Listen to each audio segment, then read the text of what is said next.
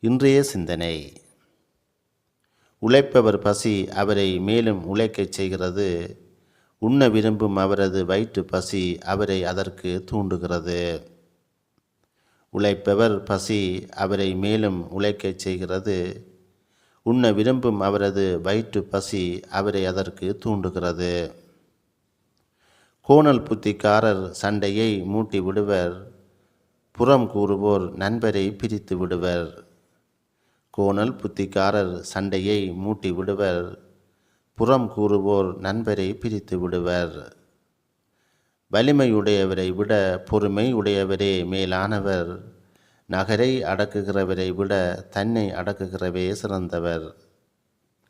வலிமை உடையவரை விட பொறுமை உடையவரே மேலானவர். நகரை அடக்குகிறவரை விட தன்னை அடக்குகிறவரே சிறந்தவர்.